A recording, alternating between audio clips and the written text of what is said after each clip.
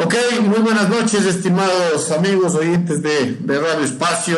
El día de hoy tenemos también un invitado de lujo desde la provincia del Guayas, donde está César Monge, director nacional de Movimiento Creo, con quien vamos a dialogar el día de hoy con nuestro compañero Carlos Cárdenas, a quien le damos la cordial bienvenida. Abogado, muy buenas noches desde la ciudad de Babahoyo.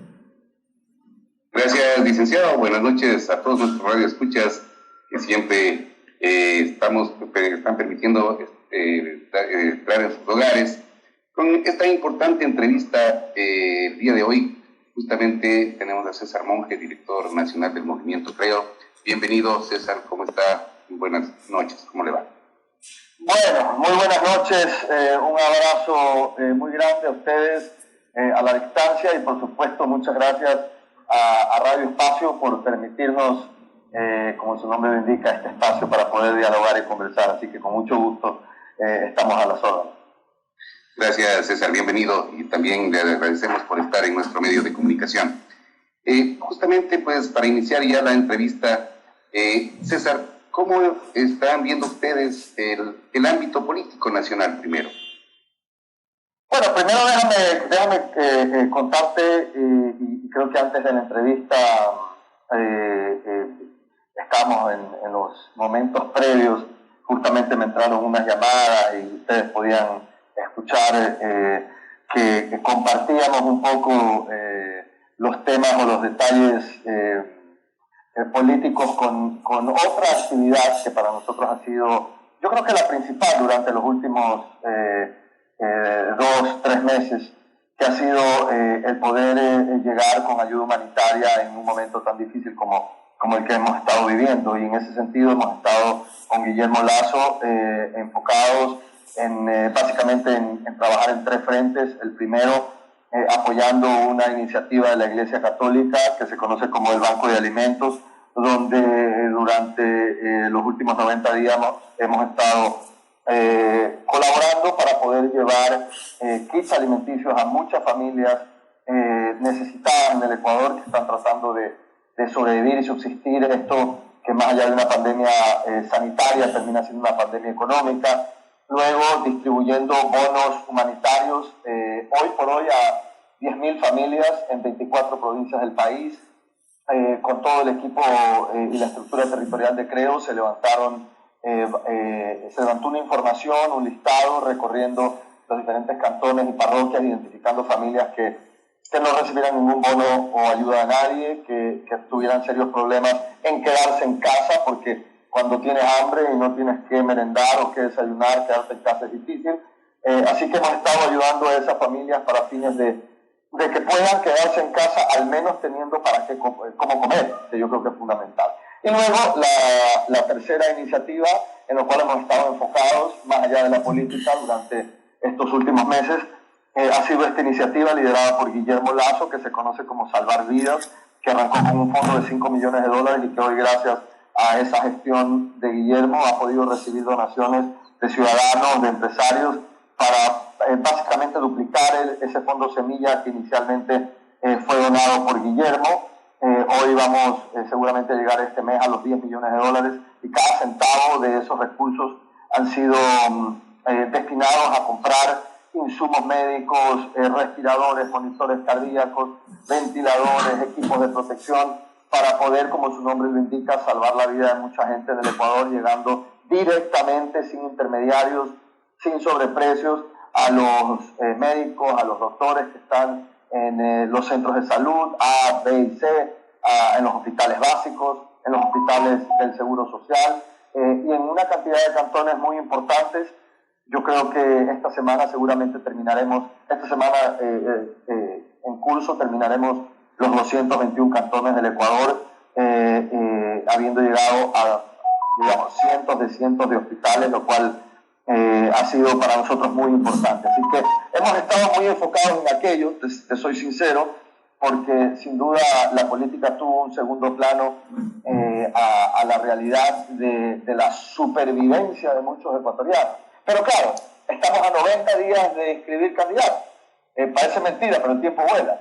Y eso quiere decir que en paralelo hemos tenido también que preocuparnos de estar listos para poder inscribir el 18 de septiembre a quien nosotros aspiramos el próximo presidente de los ecuatorianos, me refiero específicamente a Guillermo Lasso.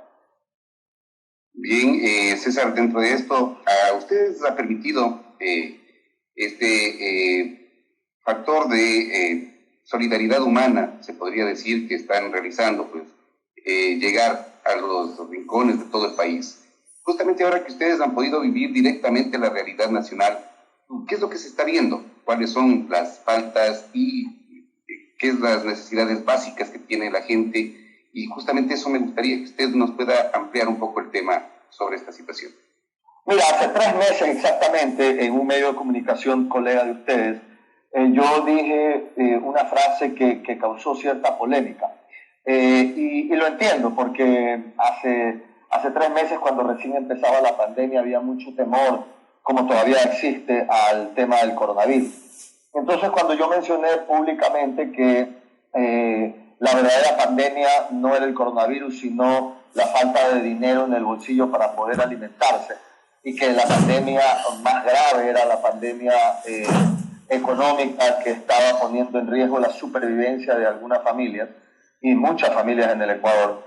Hay gente que lo tomó un poquito mal, porque dijo, bueno, ¿cómo puede ser que César Montt en un momento de crisis sanitaria diga que la crisis económica es más preocupante que el coronavirus, que es un tema que nadie realmente conocía, ¿no? Y yo dije eso en su momento, y me ratifico al día de hoy, porque evidentemente el Ecuador venía atravesando una crisis económica tremenda. El periodo anterior, medido previo al coronavirus, el Ecuador había perdido 120.000 plazas de trabajo de empleo pleno, es decir, de empleos formales. Y cuando entramos en la pandemia, esa crisis se agudizó. Y entonces, cuando tú tienes casi 7 de cada 10 ecuatorianos que no tiene un ingreso fijo, un ingreso seguro, que no puede planificar de un día a otro, que no sabe qué va a comer mañana, y que ese grupo de ecuatorianos es largo más numeroso que aquellos contagiados con el coronavirus, te das cuenta que la verdadera pandemia está en el estómago, está en el bolsillo, está en la incapacidad de alimentar a tu familia. Y yo creo que ese es el tema que más nos preocupa en estos momentos a nosotros, que un país atravesando una crisis económica tan severa como tiene hoy el Ecuador pueda realmente recuperarse y pueda realmente tomar decisiones urgentes para tratar de salvar vidas desde lo económico, que es tan importante como salvar vidas desde el punto de vista sanitario, que es lo que nosotros hemos intentado hacer también con todas estas acciones humanitarias lideradas por Guillermo Lasso. Así que yo creo, y lo hemos conversado con Guillermo, por supuesto, que hoy más que nunca esa visión de un país con una economía que crezca, que genere un ambiente atractivo para las inversiones nacionales y extranjeras, que pueda generar plazas de trabajo, que no genere una carga tributaria que haga poco atractivo al país para poder invertir. Yo creo que esto es más urgente que nunca, y Guillermo va a tener que asumir una serie de decisiones para levantar la economía tan pronto se siente en el sillón de Carondelet. No vamos a tener tiempo de hacer lo que de alguna manera hizo el señor Moreno, ¿no? Que al año y medio recién presentó un proyecto económico urgente, cuando ya existía una urgencia económica, ¿no? Esto hay que arrancarlo desde el día 1 y nos estamos preparando para aquello. Por eso estamos afinando, actualizando un poco el plan de gobierno que Guillermo le planteó al Ecuador en el 2017. Estamos hablando con todos los sectores productivos del país, los sectores sociales del país, integrando las inquietudes más profundas que sentimos y vemos en diferentes actividades productivas, económicas y también en la sociedad civil, para estar listos a apretar el acelerador tan pronto Guillermo tome la responsabilidad y tome la posta de un país en una tremenda crisis, para tratar de darle la vuelta al Ecuador y para, de alguna manera, darle una mano a la gente que más lo necesita en este momento tan duro. Dentro de esto, pues, es necesario saber ahora, y la política nos ha ido enseñando, la experiencia nos ha ido enseñando de que necesitamos hoy más que nunca políticos preparados para administrar el país y que tengan pues justamente un conocimiento previo y presenten pues justamente un proyecto, tanto ahora en esta crisis económica y en esta crisis sanitaria. Pero yendo al punto justamente político, ustedes en este momento tienen ciertas ventajas y desventajas políticas, hablando en este sistema. Ha habido ya una aclaratoria de parte del señor Jaime Nebot, del abogado Nebot, en el que se retira ya de la candidatura presidencial. Y por el otro lado también hay el anuncio de que el expresidente Rafael Correa se va a candidatizar a la vicepresidencia. ¿Ustedes han analizado estos puntos? Mira, siempre uno analiza las coyunturas. Más allá de aquello, déjame decirte que nuestra principal preocupación, porque en política hay elementos que tú puedes controlar y hay elementos que no puedes controlar. Y a mí siempre me gusta enfocarme y enfocarnos en los elementos que podemos controlar. ¿Qué significa eso? Trabajar más duro que nunca, como si no tuviéramos un solo voto. Olvidarnos que cuando revisamos las encuestas de datos por primera vez en 8 años, no venimos de atrás para adelante, sino que Guillermo lidera el pelotón de aspirantes a la presidencia de la República. Eso es importante. Sin embargo, esa realidad, que es un poco la misma que gracias a Dios vive Creo, hoy por primera vez en 8 años el movimiento Creo es la organización política de mayor simpatía entre los votantes, pero eso no es suficiente, porque eso es solamente una foto del momento. Cuando tú haces una encuesta, lo que mides es lo que se siente en ese momento, y las elecciones no son hoy, las elecciones son en el mes de febrero. Así que lo que nosotros sí controlamos es nuestra agenda, nuestra capacidad de trabajo, nuestra disciplina, nuestra persistencia, la capacidad de construir un plan de gobierno amplio que le presente una alternativa a los ecuatorianos. Y yo creo que ahí es donde tenemos que enfocarnos con mucha fuerza, porque son los elementos que podemos controlar y que dependen de nuestra voluntad. Sin embargo, eso no significa que no analicemos el entorno alrededor. Yo te voy a ser muy sincero, en nuestros cálculos, la decisión de Nebot siempre estuvo clara. Y te voy a decir por qué, porque cuando tú recorres el territorio como lo hacemos nosotros prácticamente todas las semanas, no quiero decir todos los días, pero prácticamente todos los días, excepto cuando hacemos un paréntesis para estar en espacios como estos, por supuesto, pero cuando tú estás haciendo política y tienes la intención de correr para una determinada candidatura, hay algo que es clarísimo. Tú tienes que estar en permanente contacto con el territorio, tienes que estarlo recorriendo permanentemente. Y eso es algo fundamental que te hace cualquier candidato. Eso es lo que hace Guillermo básicamente todos los días, todas las semanas. En una provincia, en otra provincia, se reúne, en fin. Antes era de manera personal, antes de la pandemia. Hoy no hemos parado a pesar del coronavirus. La semana pasada, el día lunes, tuvimos una reunión con 587 líderes y dirigentes de Manabí, donde posicionamos a 24 directivas cantonales de la provincia de Manabí. El día martes tuvimos una reunión con 380 dirigentes de Azuay, donde posicionamos a 20 directivas de Azuay, entre cantonales, parroquiales, el Frente Profesionales, el Frente Jóvenes.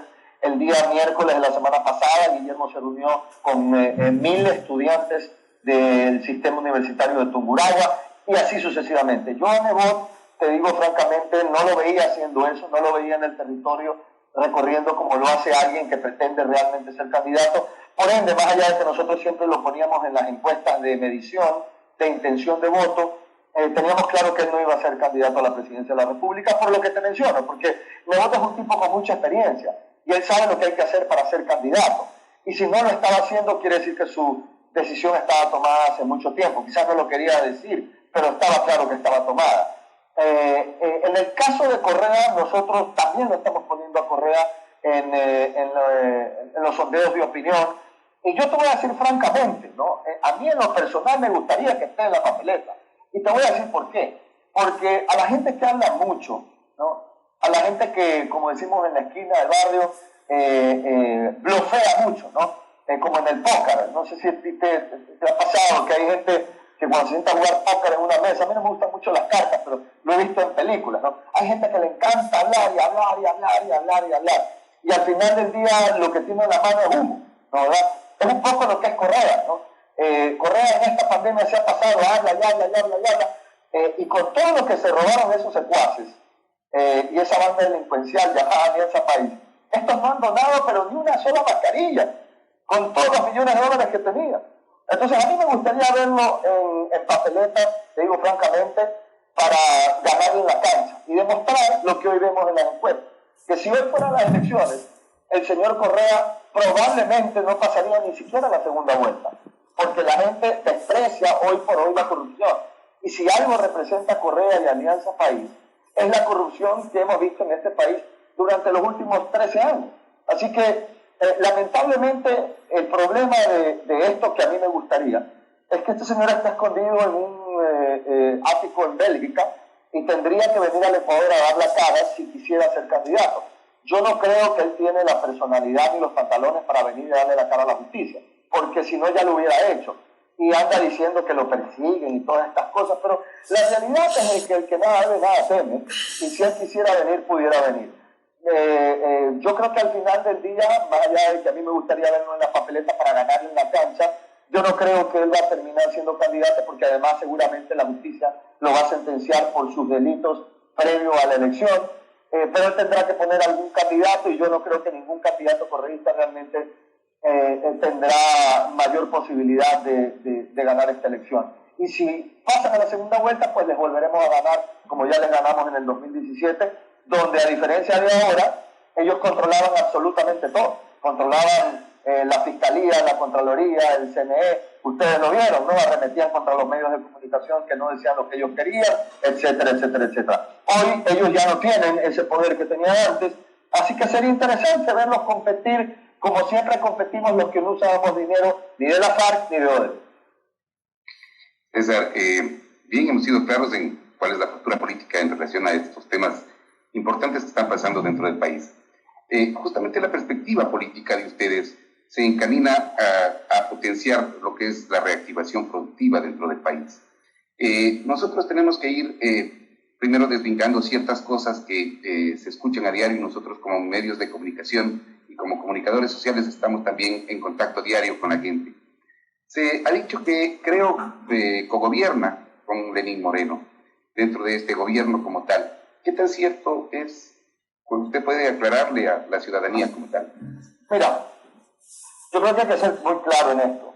Hay una realidad y nosotros no la escondemos, más bien la recordamos porque todos los actos que realiza, creo, siempre, como le gusta a Guillermo Lasso, son públicos y por escrito, siempre. Aquí no hay acuerdos de trastienda, por debajo de la mesa, siempre todo público, por escrito, en documento y frente a la opinión pública. El año pasado, nosotros llegamos a un acuerdo legislativo con 4 bancadas. Una de esas bancadas era la bancada de Alianza País. Y pusimos por escrito un documento de 10 puntos que eran parte de un acuerdo para fines de impulsar ciertos temas que para nosotros eran importantes. Y como tú conoces en la Asamblea, cuando tú quieres impulsar proyectos, cualquiera que estos sean, necesitas votos para que esos proyectos se aprueben. Lo que estaba en el tope de la lista era la lucha contra la corrupción, porque nosotros creíamos que eso era fundamental. Y fíjate tú todo lo que está pasando ahora, ¿verdad? Y lo cierto es que después de llegar a ese acuerdo con 4 bancadas legislativas, el primer tema que abordamos juntos con estas diferentes bancadas fue el juicio político contra una de las funcionarias más desprestigiadas de una de las instituciones más corruptas del Ecuador. Me refiero al Consejo Nacional Electoral, que como tú conoces hoy están siendo llamados a la Fiscalía. Eso es un caos total. Ahí contrataron a delincuentes para que manejaran las elecciones seccionales del 2019, etcétera, etcétera, etcétera.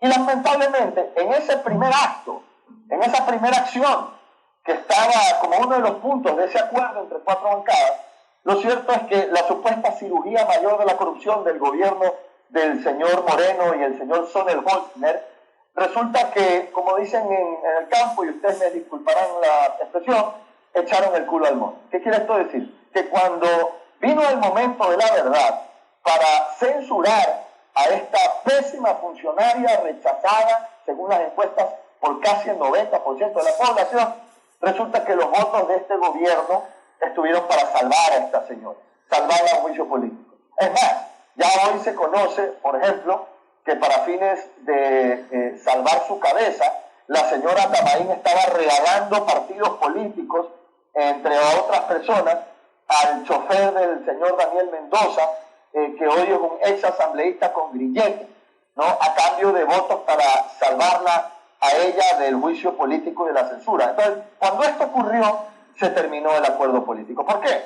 Porque nosotros dijimos, vea, por más buena voluntad que nosotros quisiéramos que exista para llevar adelante una serie de puntos importantes, en el primer ejercicio todo cae por su propio peso y terminó ese acuerdo legislativo, lamentablemente, porque hubiera sido bueno que estas 4 bancadas impulsaran temas importantes, pero lamentablemente no se pudo. Y ahí terminó el tema. Por lo demás, nosotros no tenemos absolutamente nadie del movimiento Creo que sea subsecretario, ministro, etcétera, etcétera, etcétera. No nos interesa. Yo no empecé la actividad política hace 8 años para recibir troncha. A mí no se me ha perdido nada en Carondelet.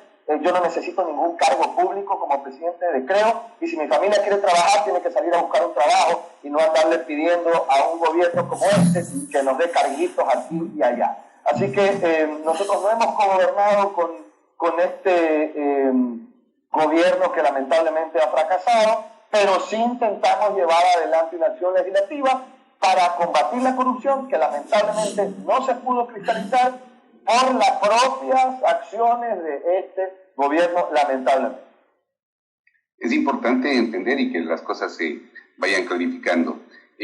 Pues justamente, César, otro de los puntos que siempre se dice o se divulga es el estigma que le impusieron a Guillermo Lasso.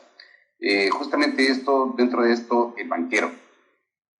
¿Cuál es el asunto de la aclaratoria, Guillermo, y ustedes como movimiento? Pues dentro de esto, romper ese estigma que nos certifica a los ecuatorianos de que ustedes van a trabajar para los ecuatorianos y para los más necesitados y más no para el asunto financiero y la banca privada. Bueno, primero que nada, yo no creo que tiene nada de malo ser futbolista, no creo que tiene nada de malo ser actor de televisión, no creo que tiene nada de malo ser político, no creo que tiene nada de malo ser periodista o miembro de los medios de comunicación o banquero, por ese mismo sentido, ¿no? Claro, cuando Correa abusó del poder por 10 años, todo el que discrepaba con él trataba de estigmatizarlo. A ustedes los agrupó todos en una bolsa de corruptos. Y él, y a ti te consta, sábado a sábado se refería a ustedes en general como la prensa corrupta. Es decir, todo aquel que estaba en un medio de comunicación y que era parte de la prensa era por consecuencia, según Correa, corrupto. Y creer una cosa como esta es completamente absurdo, ¿no? Entonces, si el día de mañana hay algún comunicador que quiere ser candidato a algo, él tiene que ser candidato para todos los ecuatorianos, él no puede ser candidato para los miembros de la prensa, ¿no? Eso no tiene lógica. Y eso es lo que tiene que hacer Guillermo. Guillermo ha sido muy claro desde el 2017 en el sentido de manifestar que él cree que parte de lo que debe hacer el Ecuador es abrir el país a la banca extranjera, porque la única manera de generar mejores servicios financieros bancarios es con la competencia. El problema es que aquellos que hablaban de la banca corrupta, me refiero al señor Correa, eran los mismos que creaban un ambiente para que no hubiera competencia de banca internacional en el Ecuador. Y yo creo que cuando venga un presidente que cree un ambiente como el que nosotros estamos convencidos que Guillermo puede generar para el Ecuador, un país atractivo para la inversión, estoy seguro que puede generarse la llegada de banca extranjera al Ecuador, y eso lo que va a hacer es que haya más competencia en el negocio financiero, y el único que gana cuando hay más competencia es el consumidor. Es un poco lo mismo que sucedería si mañana tuviéramos una sola compañía de servicio celular. Si existen 2 o existen 3 o existen 4, evidentemente eso hace que se democratice el mercado mucho más y que haya mayores beneficios para el que recibe el servicio.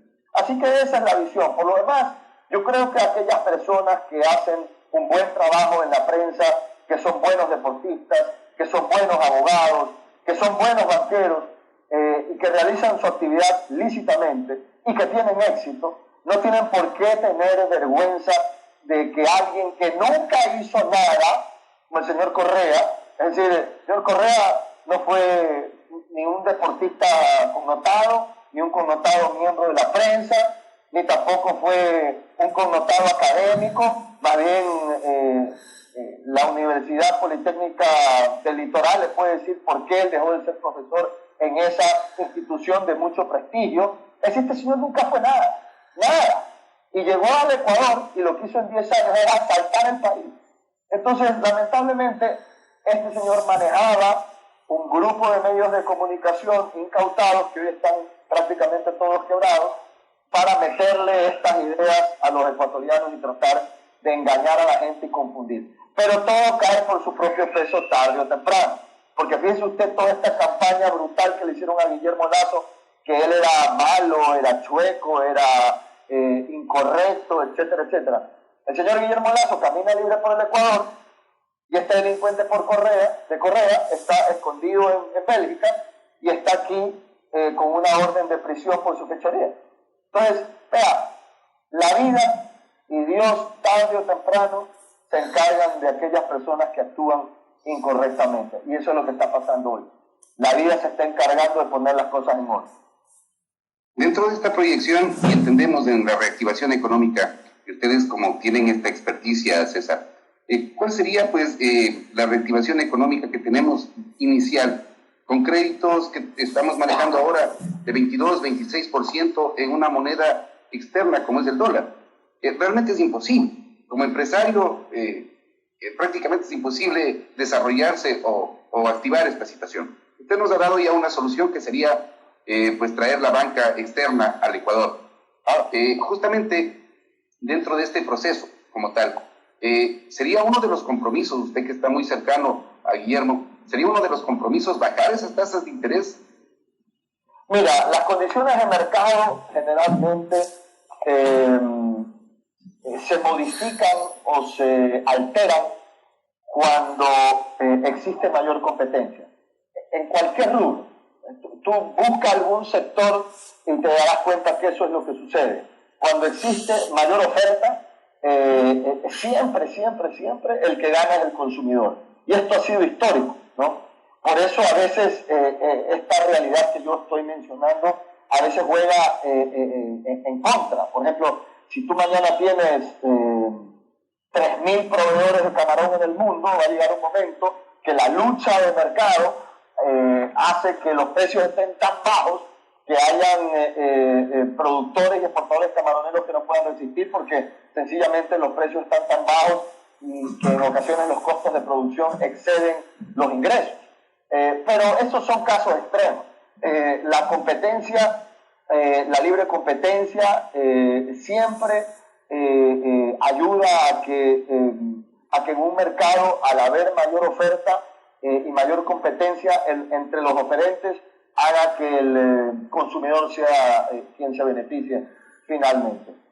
Yo no creo que ese es el único problema, ojalá ese fuese el único problema. Uno de los problemas que tenemos en el Ecuador es que el Ecuador es un país inviable para la producción, porque es un país que tiene absurdos que hacen que producir sea prácticamente imposible. Y déjame referirme a uno de los principales generadores de empleo productivo en el Ecuador, que es el sector agrícola agropecuario de este país. No es posible, no puede ser que tú produzcas papa en Carchi, pero que cosechar y procesar la papa sea en el Ecuador prácticamente imposible, y que tú camines metros, cruces la frontera, te vayas a Colombia, y que muchas veces papa ecuatoriana cruce a Colombia para poderla procesar en productos agroindustriales, porque en el Ecuador simplemente no puede. Esas cosas no tienen sentido. ¿Por qué? Porque con todas estas medidas absurdas que impuso Correa, como ese bendito impuesto a la salida de divisas, hacía que muchos sectores agroproductivos, cuando tenían que importar insumos, cuando tenían que importar maquinaria agrícola, cuando tenían que importar maquinaria agroindustrial, terminaran pagando 2 y 3 veces más que los países vecinos como Perú y como Colombia. Y entonces, ¿dónde se iba la inversión? A donde era más amigable en el entorno el poder producir, el poder cosechar, el poder procesar. Y ese es un gran problema del Ecuador por estas medidas tributarias absolutamente absurdas que encarecen la producción, y cuando tú encareces la producción de un país con medidas absurdas que no te generan más recursos para el fisco, contrario a lo que pensaba Correa, la política de Correa es: déjame meterle la mano en el bolsillo con lo que más pueda, cobrándole impuestos a los actores productivos para yo engrosar la cuenta del Estado. Este señor, como en su vida había producido absolutamente nada, como no había manejado ni una tienda de la esquina, no entendía que si él permitía que la economía crezca y que los sectores productivos florezcan, el volumen de esa producción y de esa renta iba a generarle, por cobro de impuestos, más recursos al Estado. Pero tenía que permitir que la economía productiva florezca en el Ecuador. Y eso no sucedió. Y por eso hoy estamos en esta crisis que estamos. Esto es lo que hay que hacer desde el día 1, desde que Guillermo Lasso entre a la presidencia de la República. Tenemos que eliminar todas las trabas burocráticas de ese enorme Estado creado por el correísmo, que en lugar de facilitar y atender a los sectores productivos, ponían trabas para chantajearlos y extorsionarlos, que es lo que hoy estamos conociendo. Y eso es parte, por ejemplo, del caso Arroz Verde, ¿no? Donde el gobierno chantajeaba al sector productivo para sacarle dinero para financiar un partido político. Es una cosa de locos. Entonces, con un país así no salimos a ningún lado. Pero para esto necesitas un buen administrador, alguien con experiencia y alguien que entienda estos conceptos, no de la economía de pizarrón, que es la que entendía Correa, donde hacía dibujitos y gráficos, ¿no? Eso es facilito.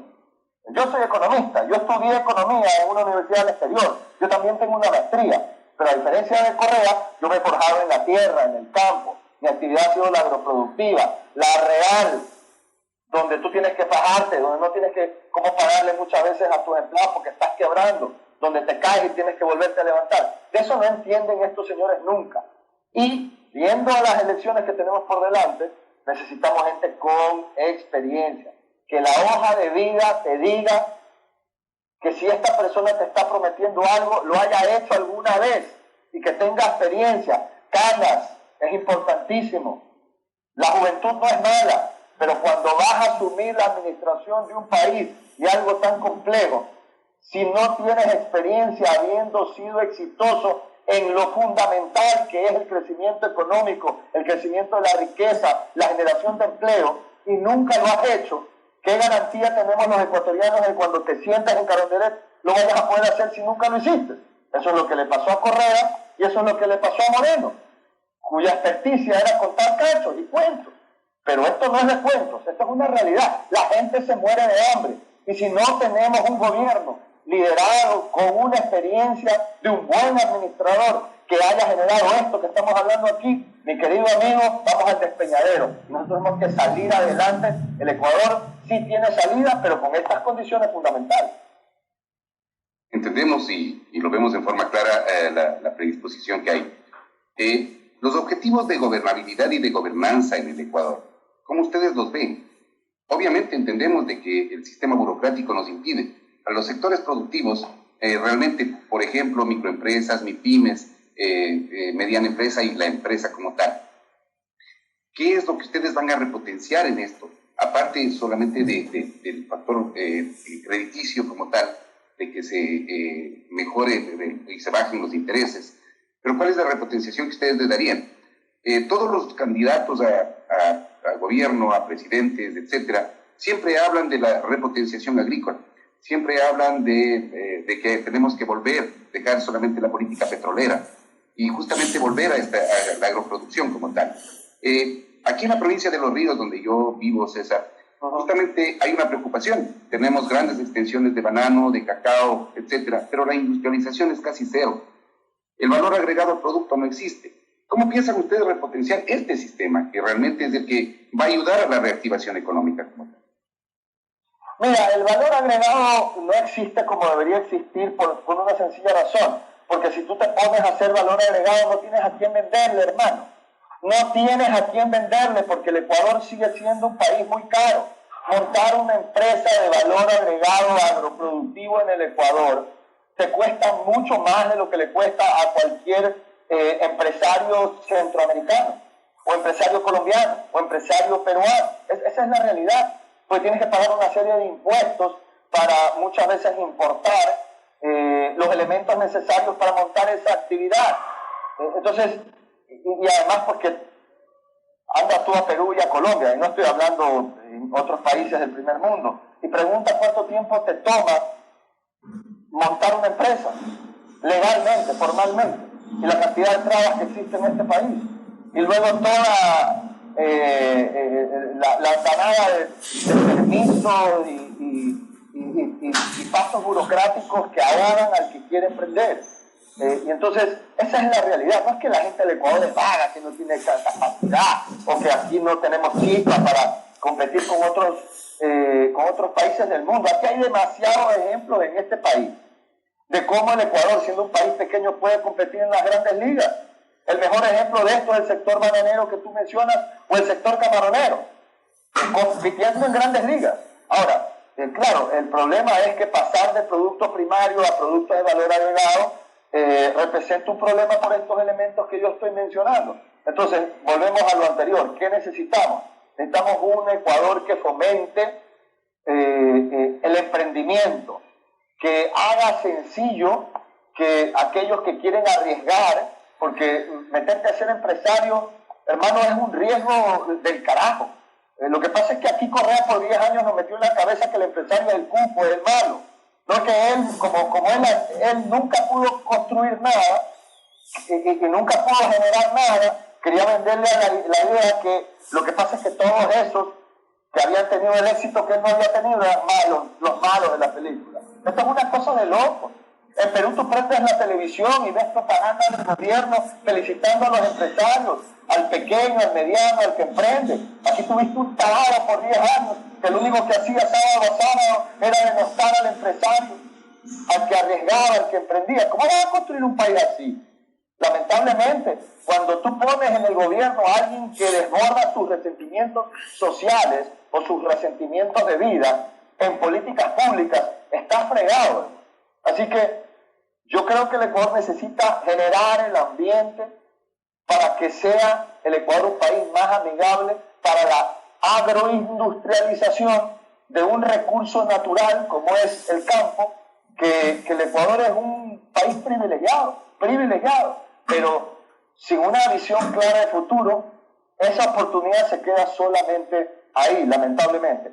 Y en el campo agrícola, ya en el campo agrícola puro, sin tocar el tema de procesos de valor agregado, industrialización, etcétera, etcétera. El Ecuador también tiene un serio problema, porque cuando tú sales de la actividad agrícola en extensiones significativas de tierra y vas al pequeño o mediano agricultor, esa actividad es tremenda.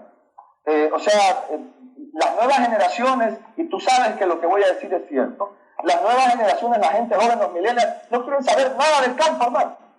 Nada, para ellos es una pesadilla, porque han visto a sus padres, los que son pequeños o medianos en el campo, sufrir año tras año, porque también ellos tienen un serio problema de competitividad. Y aquí te digo, hay que hablar con mucha claridad.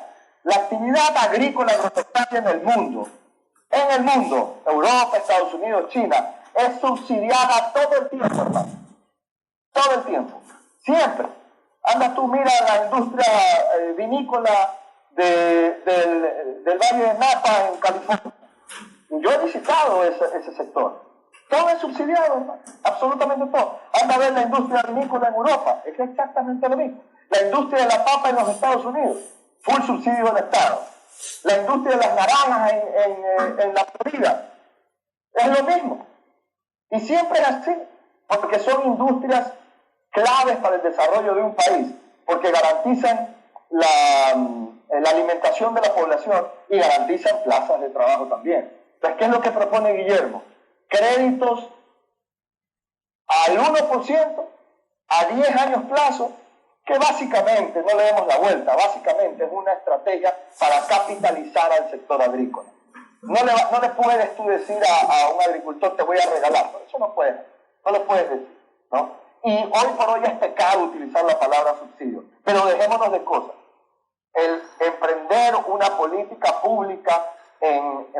programa de desarrollo para capitalizar al sector agropecuario, el pequeño y mediano, es fundamental para que esos sectores puedan seguir realizando su actividad sin estar ahorcados mes a mes, porque con lo que venden no les alcanza para pagar el crédito que recibieron.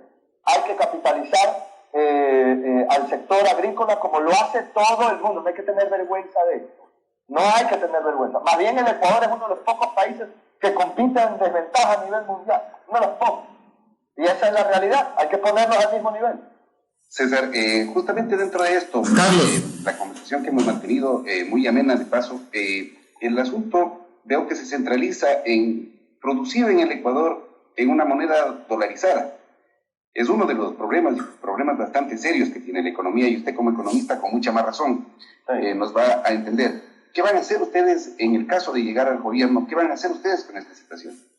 Mira, el problema, ya es un criterio mío personal, yo creo que el problema no necesariamente es el dólar, porque si bien es cierto el dólar es una moneda dura,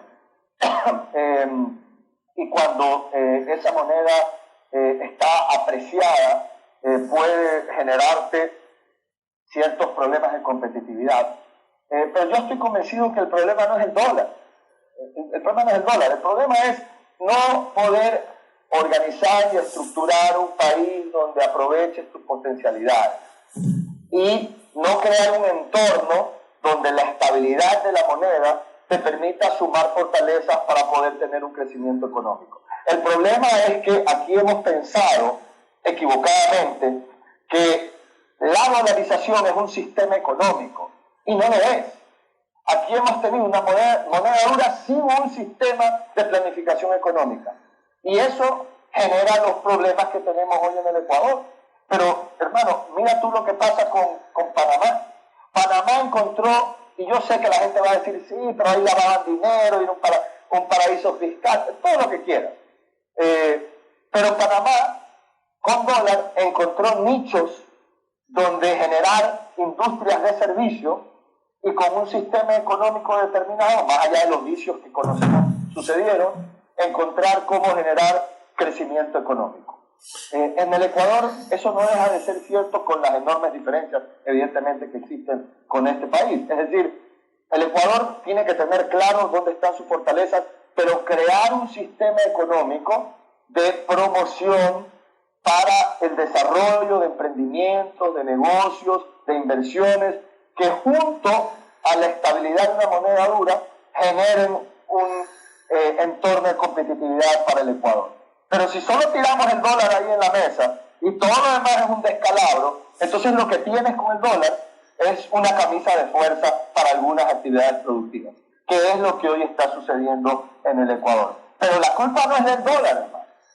La culpa, me duele decirlo, pero para empezar la culpa es de nosotros, por haber elegido a estos incapaces que nos gobernaron durante la década a robar. Esa es la realidad. Más allá de que en la última elección el CNE decidió poner a dedo a quien a ellos les dio la gana. Pero aquí tenemos que reflexionar muy profundamente sobre lo que se viene y pensar por quién o a quién queremos administrando el país y pensar en alguien que realmente tenga la experiencia para poderlo hacer. Perfecto, pues César, está muy claro el asunto. Solamente una aclaración más a la ciudadanía dentro de este precepto, ¿no? Como tal. En el asunto, ustedes tienen experiencia en administración de empresas privadas. La política pública que se maneja en este país, ¿les va a ustedes permitir? ¿O será el gobierno de Guillermo Lasso pues convertirá en un estado presidencialista? Porque realmente pelear con estas situaciones tan difíciles como la gobernabilidad en el país no es cosa sencilla. No. ¿Qué es lo que se va a hacer? ¿O se va a convertir en un gobierno presidencialista? Mira, la empresa privada es una cosa y la empresa pública es otra cosa. Pero los preceptos de éxito en la vida, tanto para lo privado y para lo público, en mi criterio personal, son exactamente los mismos. Un buen administrador es un buen administrador. Si tú eres un mal administrador en lo privado y tiras a la cuneta a una empresa y la quiebras por tus errores administrativos y tus abusos en procesos administrativos, te va a pasar eso 100 veces en lo privado y te va a pasar lo mismo en el ámbito público. Si tú eres una persona poco transparente, mañosa, que tratas de ver la esquina para violar la ley, para evadir impuestos, para tratar de engañar a tus clientes, y tú haces eso en el sector privado, tarde o temprano te revienta en la cara y termina fracasando. Y en el ámbito público es exactamente igual. Entonces yo sí creo que hay principios fundamentales que tú tienes que tener en cualquier campo administrativo, sea público o sea privado. El mejor ejemplo de esto es Guillermo Lasso. Guillermo Lasso no es conocido como un administrador público, pero alguna gente se olvida que Guillermo Lasso tomó una de las mayores cuevas de ratas que existían en este país, que se llamaba el Terminal Terrestre Guayaquil. Me da mucha pena decirlo porque soy guayaquileño, nací en Guayaquil, amo a mi ciudad. Pero ¿cómo puedo yo desconocer que el Terminal Terrestre era una cueva de delincuentes? Ahí se vendía droga, había prostitución, corrupción, era un desastre.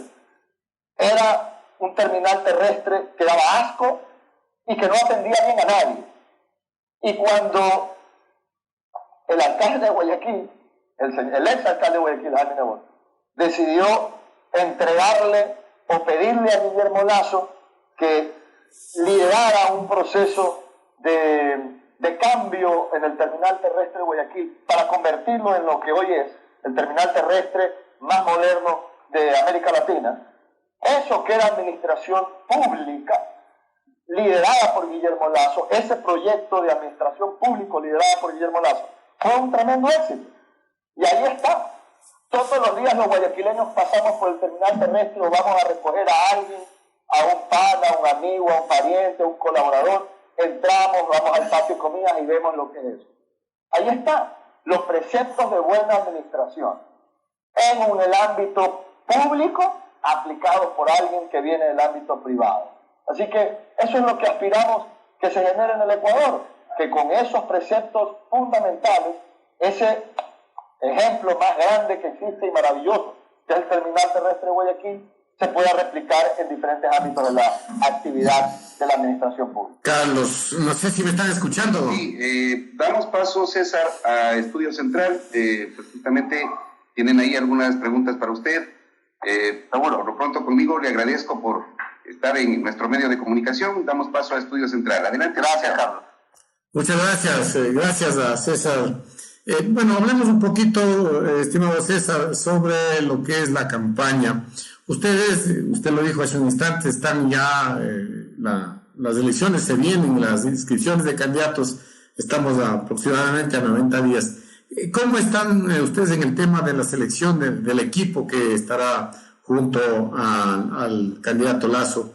¿Ya tienen posibles nombres como para candidatos a vicepresidentes o vicepresidentas?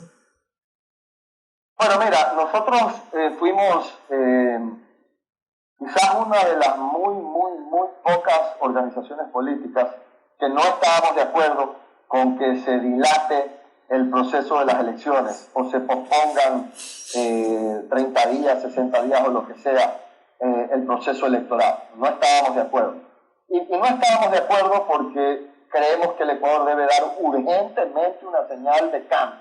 Y mientras más rápido generemos el proceso electoral, más rápido vamos a poder dar una señal, que es lo que nosotros aspiramos, de que el Ecuador va en una línea distinta a la de este gobierno, que es lo mismo del gobierno anterior. Para mí, morenismo y correísmo son lo mismo. Yo no veo mayor diferencia, particularmente después de los últimos escándalos de corrupción que se están conociendo. Así que, dicho eso, también te digo, no queríamos que se dilate el proceso porque nosotros estamos listos para esta elección. Estamos listos para cumplir con todos los requisitos que impone la ley, para hacer los procesos de democracia interna. Nosotros nunca hemos dejado de trabajar. No somos una organización política que aparece en una elección para decir, hey, aquí estoy, no nos hemos visto desde la última elección, he llegado a tu cantón, vota por mí. Lo nuestro es de todo el tiempo, de todos los días, de construir una organización política que esté activa siempre. Y por eso en la pandemia que hemos vivido, estuvimos activos en lo humanitario, pero activos finalmente, porque fue esa estructura de Creo la que se convirtió o pasó de ser una estructura político-partidista a convertirse en un equipo logístico de distribución de ayuda humanitaria en todos los 221 cantones del Ecuador. Ahora, dicho eso, evidentemente en los próximos 90 días vamos a tener que llevar adelante procesos de democracia interna para definir quiénes van a ser nuestros candidatos. Tenemos mucha gente de la casa. Pero no hay nombres, César, hay nombres de posibles precandidatos, ¿no hay todavía? Sí, claro que sí, claro que sí. Claro que sí. Y lo han manifestado al interior de la organización. Yo evidentemente tengo que tener cuidado con este tema porque como presidente de Creo no puedo tomar una determinada postura sesgada hacia uno o hacia otro, pero lo que sí te puedo adelantar es que en todas las provincias del Ecuador tenemos muchas personas, muchos actores políticos de la organización, dirigentes, asambleístas en funciones, dirigentes de Creo, que han manifestado su interés de participar, que están siendo considerados y que van a tener que someterse a un proceso de democracia interna, y Guillermo evidentemente también está analizando perfiles para fines de quién podría ser su compañero de fórmula. ¿De la Sierra sería el candidato a vicepresidente de ustedes? ¿Sería de la Sierra? ¿De la Sierra sería? No necesariamente, pero evidentemente esa es una consideración importante. Si el candidato a la presidencia de la costa, pues se tiende a buscar a alguien que sea de otra región del país, pero tampoco es que eso está escrito en piedra, te digo francamente, pero es uno de los elementos que se toma para la consideración final y el escogimiento de esa persona. ¿César Monge no podría ser el candidato a vicepresidente? No, yo creo que... Mira, yo no creo que eso sería estratégicamente lo mejor, te digo francamente. No porque yo no me creo en capacidad de asumir ese rol, pero digamos, dos amigos de Guayaquil, de la misma ciudad, yo no sé si eso transmitiría la realidad de este proyecto, que es un proyecto amplio, que quiere ser un proyecto de puertas abiertas, un proyecto con diversidad. No sé si eso sería el mejor mensaje, si es que estamos tratando, como te digo, de proyectar lo que queremos que la gente sienta que es el proyecto político de Guillermo Lasso y del movimiento Creo. Así que yo aspiro a tener la oportunidad de participar, sí, te lo digo de frente. A mí me gusta ser como es Guillermo, que te dice de frente, sí, yo quiero ser candidato y esto es lo que quiero ser. Yo sí te digo de frente que yo aspiro, en este caso, después de 2 elecciones presidenciales donde no participé, me gustaría participar en esta. Me gustaría ser candidato y se lo he manifestado de esa manera, por supuesto, a la Asamblea de Creo y al líder de la organización, que es Guillermo.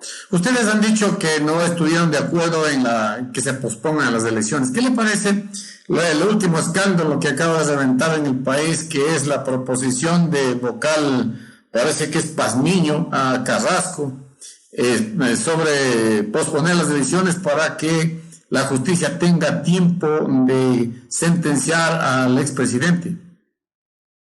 Mira, yo creo que la justicia debe hacer lo que tiene que hacer en los tiempos que la justicia determine que tiene que hacerlo. Y yo no sé si hay gente que le tiene temor a Correa. Me imagino que existe gente que todavía le tiene miedo a Correa. Nosotros nunca le hemos tenido miedo a Correa. No te olvides que en las últimas 2 elecciones, mientras otros políticos de trayectoria, otros políticos de vieja data, nunca se pusieron en papeleta contra Correa, Guillermo Lasso, a pocos meses de haber iniciado el movimiento Creo, porque nosotros tenemos 8 años de vida, todavía somos una organización relativamente joven, yo recuerdo que a 3 meses de haber nacido Creo, formal y oficialmente, Guillermo decidió ser candidato a la presidencia de la República, y en esa época la gente le decía, no te metas, hermano, que Correa es un cuco, que es King Kong, que es muy fuerte, que es bravo, que no sé qué cosa, y Guillermo Lasso sacó prácticamente 1/4 de la votación. Y luego en la segunda elección, donde Correa fue el candidato, más allá de que lo haya puesto a Moreno, todos sabemos que Correa fue el candidato, el otro era la máscara, ¿no? Finalmente le terminamos ganando a Correa en las urnas, más allá de lo que el CNE haya querido decidir a dedo. Entonces, por lo menos nosotros no entendemos la gente que le tiene pavor y que dice, uy, cuidado, busquémoslo sentenciar, extiende las elecciones. Nosotros fuimos muy claros en decir que las elecciones cumplan su tiempo, no dilatemos más esto. Si Correa termina siendo candidato, que sea, y si la justicia lo sentencia, pues que lo sentencia. Eso nos tiene sin cuidado, y eso sigue siendo nuestra actitud. ¿Qué pasa con Páez, el ex candidato a vicepresidente de Guillermo Lasso? En una entrevista con este medio de comunicación dijo que él también va a candidatarse a presidente de la República. ¿Qué ha pasado? ¿No se pudo concretar una nueva alianza? ¿Todavía eso es una posibilidad? Bueno, con Andrés Páez nunca hubo realmente una alianza, porque Andrés no tenía una organización política, era un ciudadano, ¿no? Andrés fue el binomio de Guillermo Lasso en las elecciones anteriores. Mantenemos una relación cordial, pero si él tiene ganas de probar ser candidato a la presidencia de la República, debe tener todo el derecho del mundo, y si quiere ponerse en una papeleta y competir también. Mira, a nosotros, como lo decía hace unos minutos cuando hablábamos con Carlos sobre el tema financiero, el tema económico, yo decía, mira, la competencia siempre es buena, no hay que tenerle temor a la competencia. El único que le tiene temor a la competencia es el que no está seguro de sí mismo. Y en política es exactamente igual. Yo creo que, mira, si mañana hay 2, 3, 5, los que sean, candidatos que quieren ponerse en una papeleta y tienen la personalidad para hacerlo, que se pongan a prueba y que sean los ecuatorianos que determinen quién, a criterio de los ecuatorianos, es el candidato mejor preparado. Claro. Ahora pero una elección en definitiva es cuestión de sumas y restas, de alianzas, de sumar voluntades, de sumar números en cuanto a la campaña. ¿Ustedes han pensado ya en una alianza para fortalecer lo que es la derecha, lo que es el sector que en definitiva hay que conocer que el país está polarizado? Gente que está con el expresidente, gente que está con Guillermo Lasso. Ahora se escucha que Otto Sonnenholz sería el candidato del gobierno. También se habla de Páez. ¿Han estudiado ustedes algún tipo de alianza para ir restando candidatos, mejor dicho, claro, restando candidatos a la derecha? Porque en definitiva no podemos desconocer de que la Revolución Ciudadana es un actor importante en el país, sea cual sea la circunstancia, pero hay que sumar estos votos. Mira, yo déjame decirte algo en términos generales. Yo creo que cuando tú estás en política, el primer error que no debes cometer es llenarte de soberbia. Yo creo que eso es un error tremendo. Me parece que eso en parte es lo que le pasó al correísmo. Y cuando se sintió autosuficiente y todopoderoso y se llenaron de soberbia, empezó el principio del fin. Y todo este descalabro que hemos visto durante los últimos años. Yo creo que una organización política respetuosa, como nosotros aspiramos que así sea percibida, creo, y seria, siempre debe de considerar a todos sus contrincantes como actores políticos importantes. Yo creo que nunca hay que ver por debajo del hombro a la gente, por más de que las encuestas te digan lo que sea, que fulano tiene el 2%, 1%, 3%, eso no te hace menos o más que otra persona.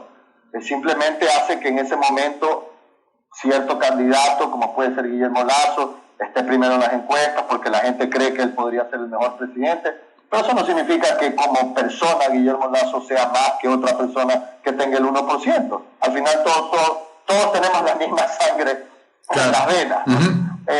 Entonces, dicho eso, mira, yo nunca compré, y no digo que tú estés vendiendo esta idea, pero lo digo porque se menciona. Yo nunca compré en la elección anterior este concepto de pánico, donde nos decían, es que si me voto los apoyo a ustedes, se va a dividir la tendencia, que yo todavía no sé qué carajo es eso.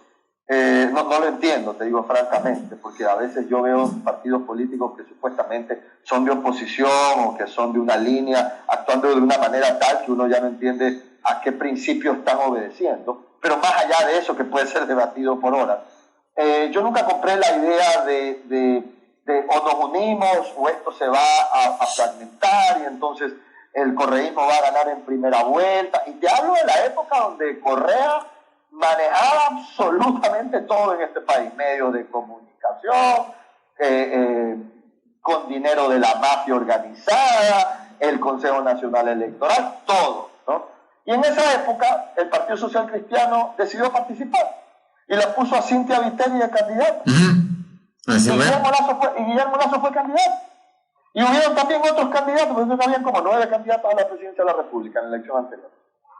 Y finalmente lo que sucedió es que, contrario a lo que decía el señor Nebote, que Cynthia Viteri está primera en las encuestas, y todo este cuento que nosotros sabíamos que era mentira, Guillermo Lasso pasó a la segunda vuelta, con Cynthia Viteri en la papeleta, que creo que terminó sacando como el 14, 15%. Entonces ustedes no pretenden establecer algún tipo de alianza. ¿Qué opinan ustedes sobre el caso, por ejemplo, del sector indígena, que ya ha apostado a una candidatura en ese sector? No interesa a Guillermo Lasso, al grupo que ustedes, mejor dicho, creo, en establecer una alianza, por ejemplo, con un sector importante del sector indígena, que también, si bien es cierto, no es un potencial electoral muy grande, pero van sumando. Mira, al decirte lo que te dije hace unos minutos, no necesariamente está implícita en mi respuesta el que nosotros no conversemos y no hablemos con organizaciones políticas. Y con el sector indígena, déjame decirte una cosa, que a veces como hay tanta información en política, muchas veces se nos pasan ciertos detalles, ¿no? Pero el movimiento político, creo, es el único bloque legislativo que tiene como su jefe de bloque a un indígena. Y no solamente que tiene como jefe de bloque a un indígena, sino que tiene como jefe de bloque a alguien que no pertenece al movimiento Creo, porque tiene un movimiento político que hizo una alianza con el movimiento Creo. ¿Y que es bolivarense? ¿Perdón? ¿Y que es bolivarense? Y que es de la provincia de Bolívar. Y en otras provincias, como la provincia de Chimborazo, una provincia de alto componente indígena, nuestro representante o nuestro asambleísta es un indígena que no pertenece al movimiento Creo, pero que tiene una organización política con quien mantenemos una alianza. Y te voy a decir una cosa, ambas figuras, porque yo las considero figuras, han sido, mira cómo es la vida, a veces más leales y más consecuentes con un proyecto que la propia gente que en algún momento le dimos una oportunidad desde el movimiento Creo.